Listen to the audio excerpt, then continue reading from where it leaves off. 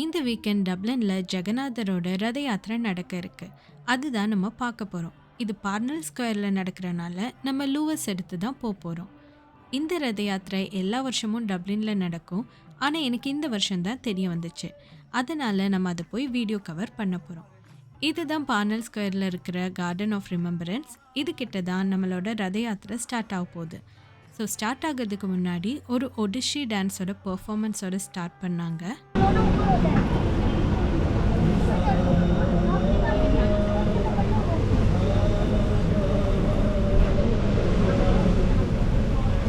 அப்புறமா chief கெஸ்டான councillor டோனாவும் நம்மளோட எம்பசிலேருந்து வந்த ஒருத்தவங்களும் அவங்க ஸ்பீச்சை முடித்தாங்க. இதுக்கப்புறம் நம்ம தேரை தொடங்கிறதுக்காக தேங்காய் உடைச்சோம். இதுவும் முடிஞ்சதுக்கப்புறமா புராணத்துலேருந்தே ஒரு பழக்கம் இருக்குது. அதாவது இந்த தேர் மெயினாக ஒரிசாவில் பூரியில் தான் தொடங்கும். அதாவது ஜெகநாத் பூரின்ற கோவிலில். அப்போ அங்கே இந்த தேர் திருவிழா ரொம்ப விசேஷமாக நடக்கும். அது எப்பெல்லாம் நடக்குதோ அப்போது பழைய காலத்துலேருந்தே தேர் தொடங்கிறதுக்கு முன்னாடி ராஜா அவங்களோட தெருவை கூட்டி விடுவாராம். இது எதுக்குன்னா எல்லா மக்களும் சமம் அப்படின்னு காமிக்கிறதுக்கு. ஸோ இங்கேயும் நம்ம தேர் தொடங்கிறதுக்கு முன்னாடி நம்ம சீஃப் கெஸ்ட்டுங்கெல்லாம் ரோடு லைட்டாக கூட்டி விட்டாங்க. டப்ளினில் இந்த தேர் பார்னல் ஸ்கொயரில் தொடங்கி மெரைன் ஸ்கொயர் வரைக்கும் போகுது. அதனால் இந்த தேருக்கு பின்னாடியும் முன்னாடியும் ஃபுல்லாக செக்யூரிட்டி எல்லாம் இருந்தது.